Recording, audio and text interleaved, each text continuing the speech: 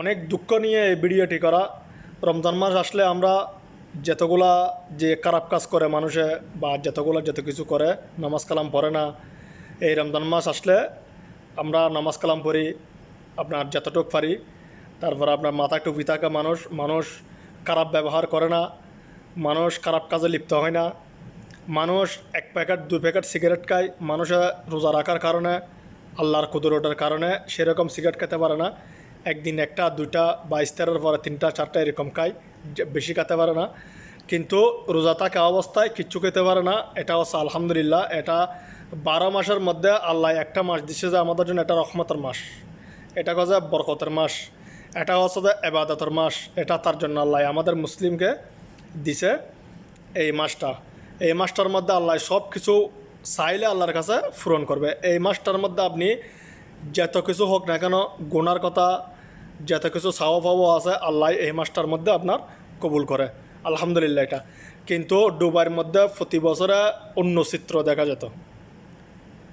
এই 2024 সালের মধ্যে দুবাইয়ের মধ্যে যে দৃশ্যটা দেখা যাচ্ছে, এটা হচ্ছে অন্যরকম একটা চিত্র।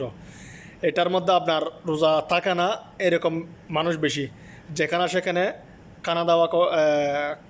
কানাদানা বিক্রি করতেছে, যেখানে সেখানে আমরা কানাদানা বসে বসে খাইতেছে মানুষ, যেখানে সেখানে ধূমপান করতেছে, যেখানে সেখানে মেয়ে ছেলে বসে অশ্লীল ভিডিও আপনার করতেছে।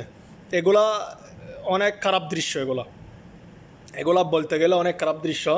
এগুলা যে একটা রোজাদার মানুষ একটা যদি হেঁটে যায়, এগুলো দেখলে তার রোজাটা হালকা হয়ে যাবে, তার রোজাটার সমস্যা হবে। তো একটা মুসলিম, আপনিও একটা মুসলিম। তো এর আগে যে কানুন ছিল দুবাইয়ের মধ্যে, রমজান মাসের মধ্যে উলটপালট কোনো কাজ করলে আপনার পুলিশে গ্রেপ্তার করে নিতে, কিন্তু এখন বর্তমানে এই কানুনটা এখন চলতেছে না। তার জন্য এখন দুবাইয়ের মধ্যে আপনার খারাপ কাজ বেশি চলতেছে এবং খারাপের দিকে মানুষ বেশি চলে যেতেছে। তার জন্য আল্লাহ সবাইকে বুঝার তৌফিক দান করুক। সবাই আমার কথাগুলো বুঝবেন, শুনবেন কথাগুলো। আমরা সবাই মুসলিম ঘরের সন্তান, এগুলো আমাদের দেখলে অনেক খারাপ লাগে। কি জন্য? একটু পর্দাশীল করে চললে একটা মেয়ে আর একটা ছেলে দেখলে এটা কোনো সমস্যা নেই। কিন্তু পৃথিবীতে আল্লাহ বানাইছে যে মেয়ে হচ্ছে সৌন্দর্য জিনিস, মেয়ের থেকে সৌন্দর্য জিনিস আর কিছুও নাই।